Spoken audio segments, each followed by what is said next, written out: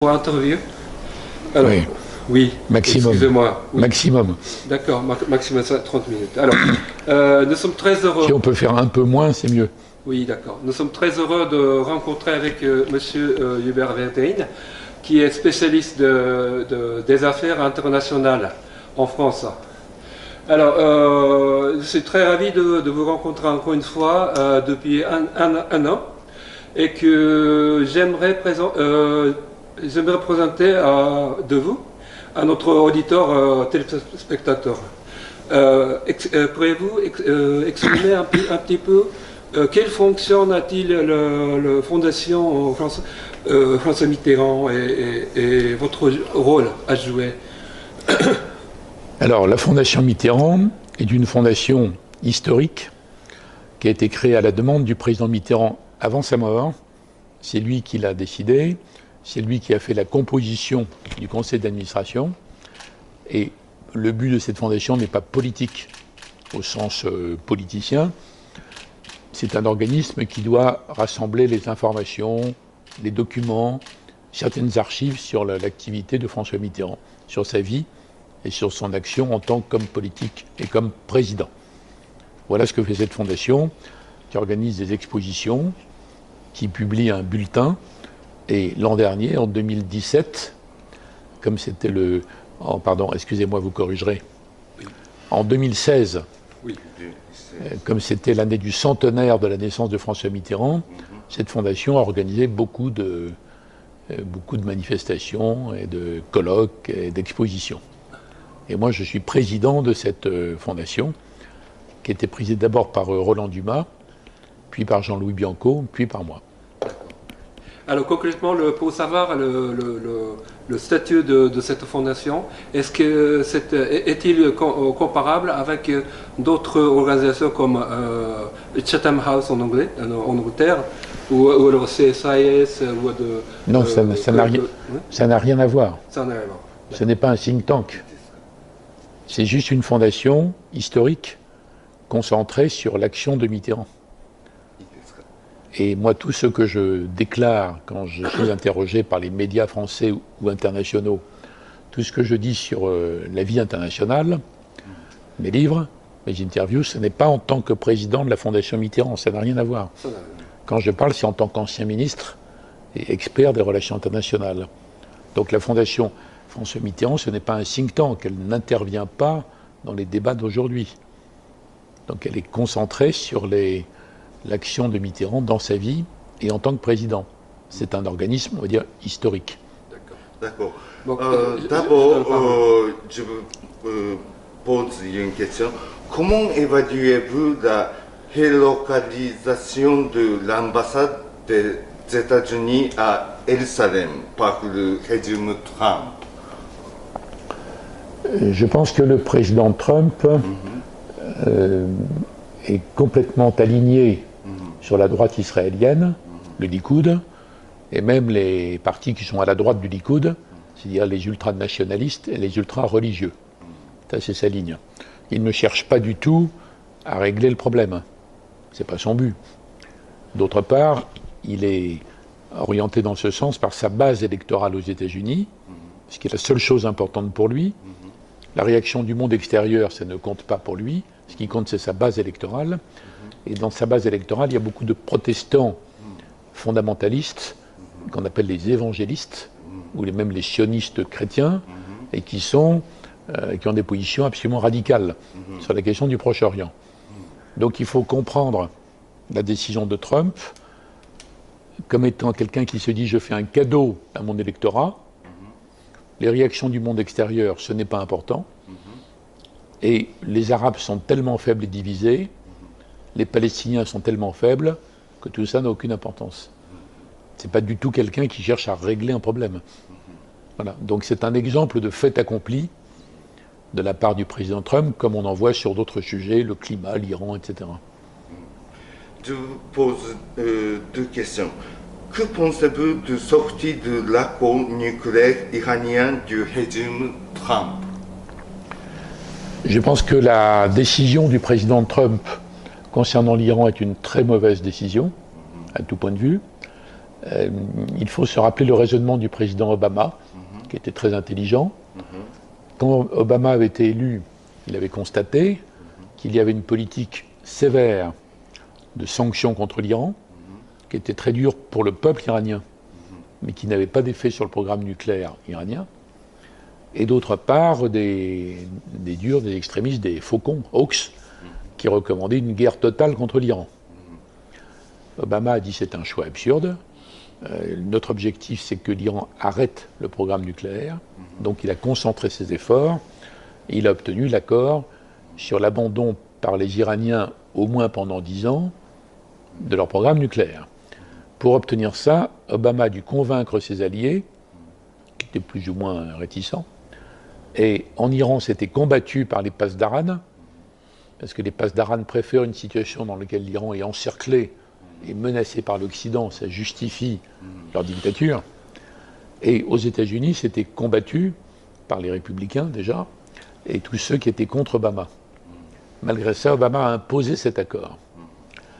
Depuis cet accord, l'Agence internationale pour l'énergie atomique a confirmé que les Iraniens respectaient l'accord.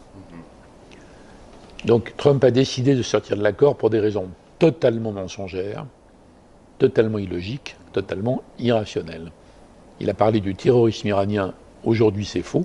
Peut-être avant c'était vrai, mais aujourd'hui, non. La question de l'islamisme et du terrorisme n'est pas l'Iran, bien sûr que non. Et l'Iran respecte l'accord, mais Trump s'en fiche. Donc c'est un fait accompli qui correspond aux attentes de plusieurs lobbies aux États-Unis. Le lobby de l'Arabie, le lobby israélien, ou plus exactement le lobby de la droite israélienne, le Likoud, et peut-être les Iraniens de l'ancien régime, et peut-être aussi les mêmes fondamentalistes évangélistes. Donc c'est complètement absurde. Ils font le pari de la politique du pire. Ils espèrent que ça va marginaliser le président Rouhani, que ça va faire apparaître à nouveau les Pasdaran au premier plan pour justifier leur politique contre l'Iran. Donc c'est une politique que je trouve violente et totalement stupide. Cela fait un an que l'administration de Macron est née. S'il vous plaît, exposez-nous votre évaluation actuelle. Ça n'a pas de sens de faire une évaluation au bout d'un an, parce que c'est trop court, les problèmes continuent, tout ça est un mouvement, une dynamique.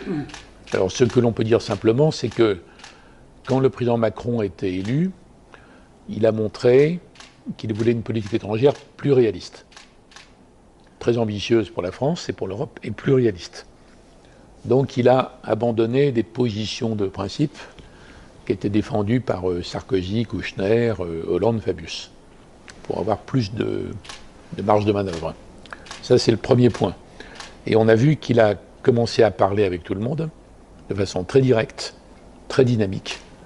Et pour remettre la France en matière de politique étrangère au premier niveau, il a fait énormément de voyages. Après, il a une tactique qui est différente selon les cas.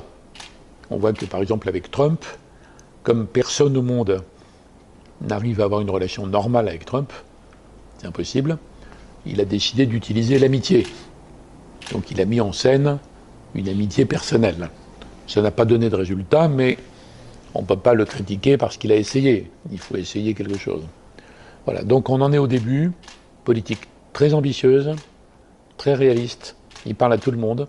En tout cas, il ne s'interdit rien.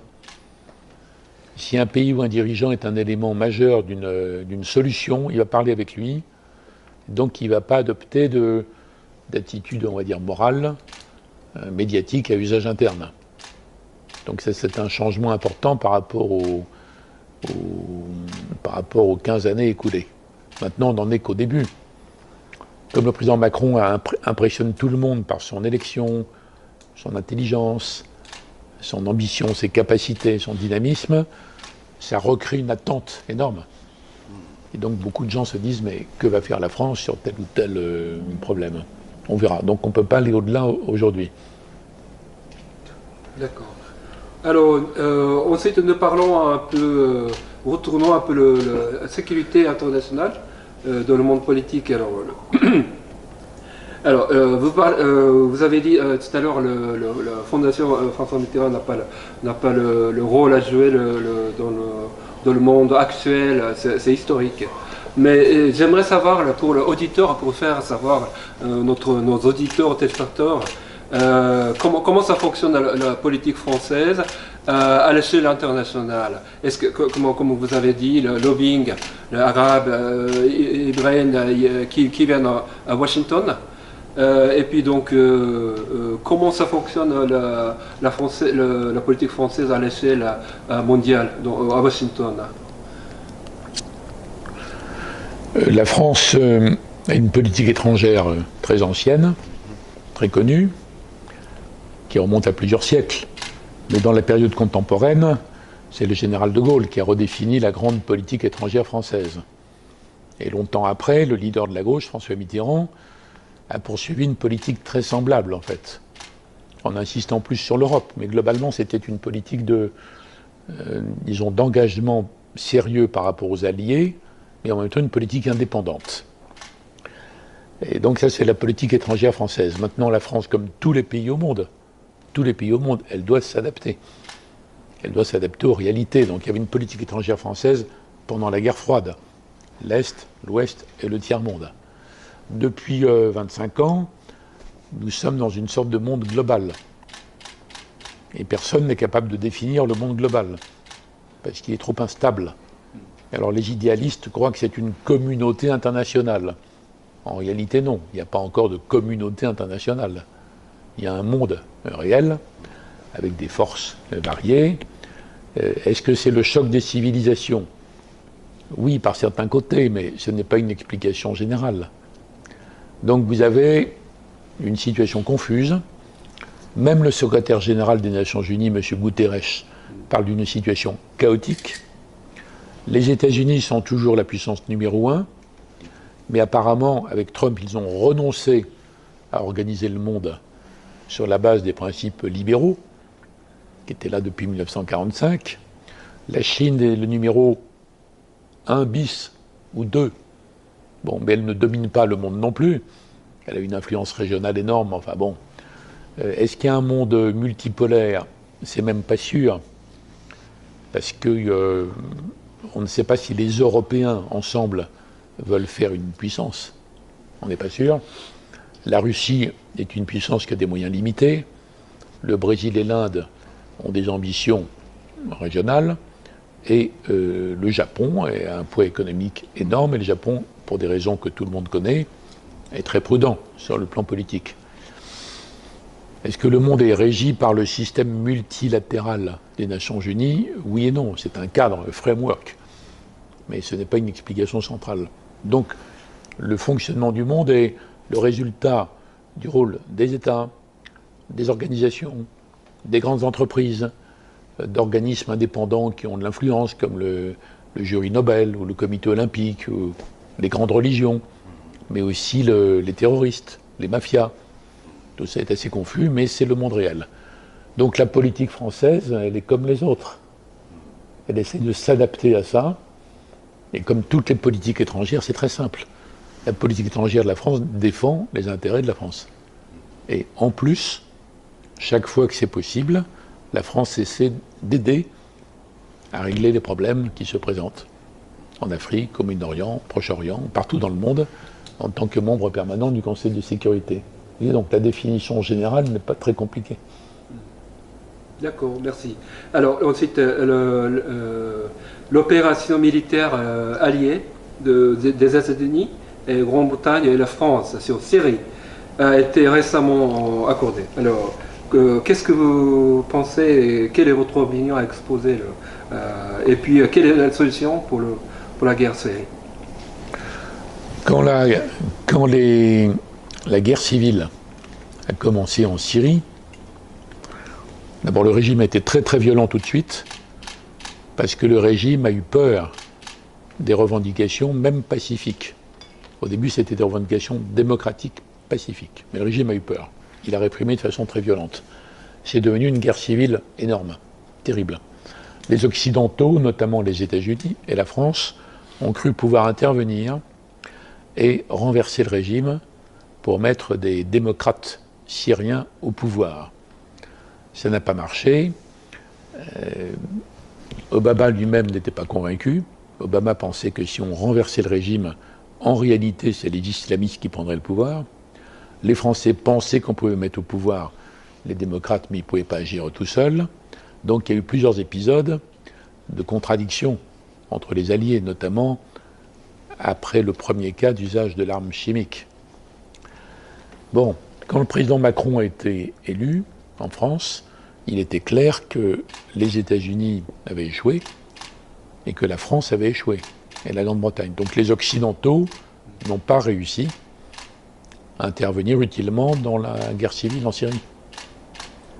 Donc après, c'est le rapport de force sur le terrain qui a déterminé les choses, et le rapport de force était dominé par le soutien russe au régime syrien, le soutien iranien et la politique turque. On en est là aujourd'hui. Donc l'avenir de la Syrie dépend largement de la Russie, de l'Iran et de la Turquie. On peut simplement se dire que peut-être que la Russie, un jour ou l'autre, va trouver un peu gênant, un peu dangereux d'être coincée en Syrie avec les Iraniens. Donc c'est pas impossible que la Russie préfère qu'il y ait un cadre de négociation plus large avec l'Iran et la Turquie, mais aussi la France, l'Europe, etc. Peut-être. Peut-être. Alors, à ce point-là, là, certains disent que la Russie va prendre une décision pour collaborer une sorte dans le long terme avec l'OTAN. Est-ce que ce n'est pas contradictoire à ce que vous dites alors, Non, ça serait même logique par rapport à ce que je viens de dire. Mais les relations entre la Russie et l'Occident sont mauvaises. L'Union soviétique a disparu il y a 25 ans, et pendant longtemps, les Occidentaux ont considéré que la Russie ne comptait plus. Ce n'était pas une puissance, et donc l'Occident pouvait décider ce qu'il voulait sur les systèmes antimissiles, sur l'OTAN, sur les relations économiques, etc. Pendant les 2 premiers mandats, Poutine était assez coopératif. À partir du 3e mandat et le 4e, il est beaucoup plus dur. Il est redevenu un nationaliste russe très opposé à l'Occident et qui provoque l'Occident dans beaucoup de domaines. Bon, la Russie n'est pas une puissance énorme en réalité maintenant, mais ils ont quand même des moyens militaires, des moyens mener la cyberguerre, etc. Des choses comme ça. Bon. Donc la question aujourd'hui, c'est est-ce que l'Occident et la Russie vont continuer une sorte de guerre du statu quo? On se menace, on prend des sanctions, et puis le temps passe. Et il ne se passe rien. C'est une option, ça. L'autre option, c'est est-ce que certains Européens, notamment le président Macron, est-ce que certains Occidentaux vont se dire on a des désaccords maintenant, l'Ukraine, la Syrie, mais il faut penser à l'avenir. C'est ça la question. Moi, je pense que nous aurions intérêt, et que les Russes auraient intérêt, à une relation avec l'Europe, mais je ne sais pas ce qui va se passer. La crise et la tension militaire au péninsule de Corée et de Corée du Nord, qu'est-ce que vous en pensez? Je pense d'abord qu'il n'y aura pas d'enchaînement vers la guerre. Donc, à propos de la Corée du Nord, je pense ensuite que le régime de Corée du Nord ne veut pas faire la guerre aux autres, il veut simplement se préserver. Je pense ensuite que la dynamique entre la Corée du Nord et la Corée du Sud, c'est très important. C'est très important.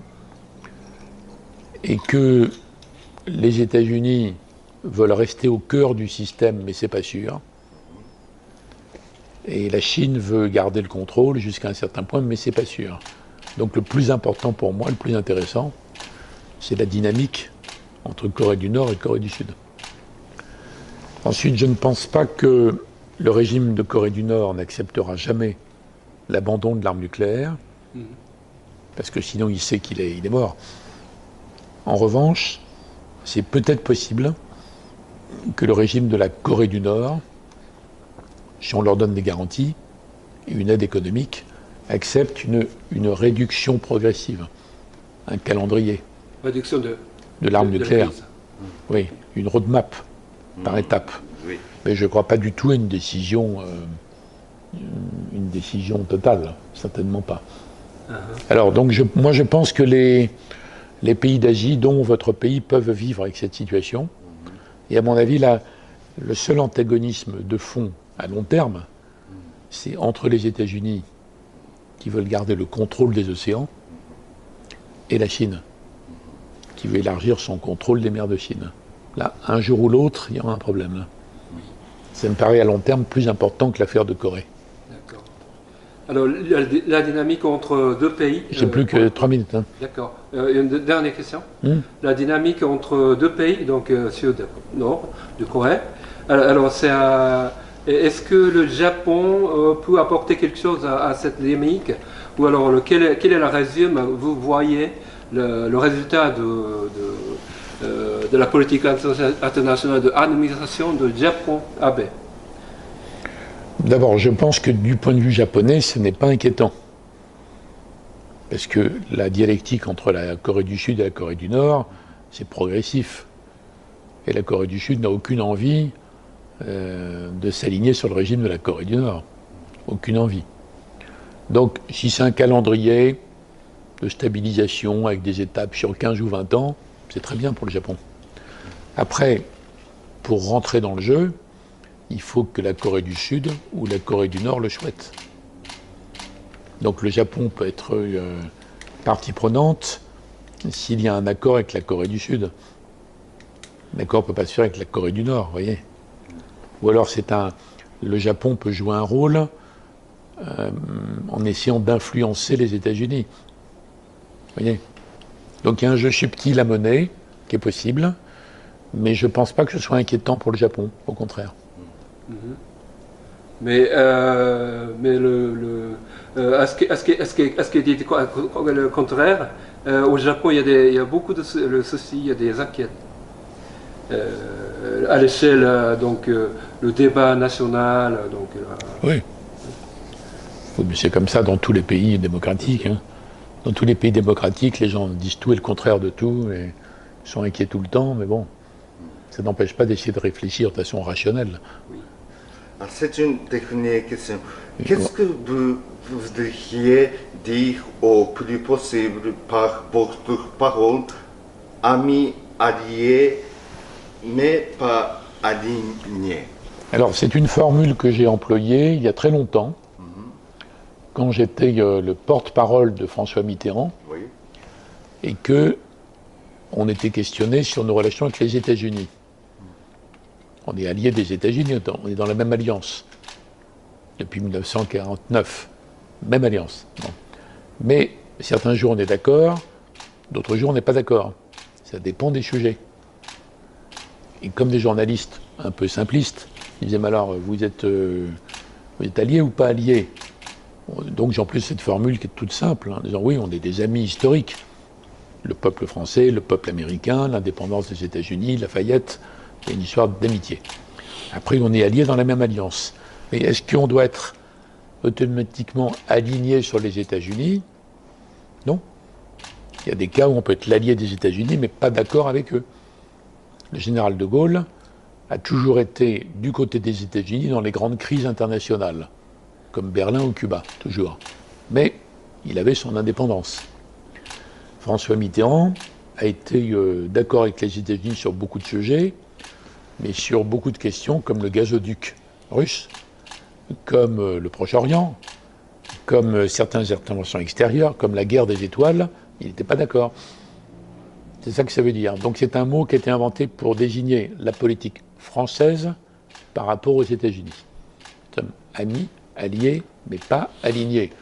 Le problème, c'est que souvent aux États-Unis, vous avez des dirigeants un peu nationalistes, un peu durs, qui considèrent que les alliés doivent être alignés automatiquement. Sinon, ce n'est pas des alliés. Et nous, on dit non.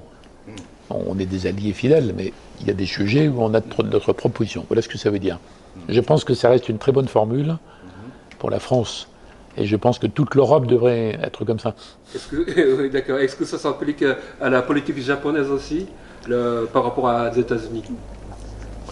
Si vous pouvez, oui, tant mieux, si vous pouvez. Essayez. Oui, d'accord, merci.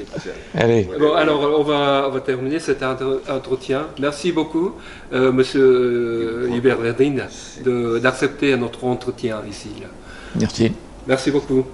フォトをじゃあお願いします。え？フォトをお願いします。あ、フォト。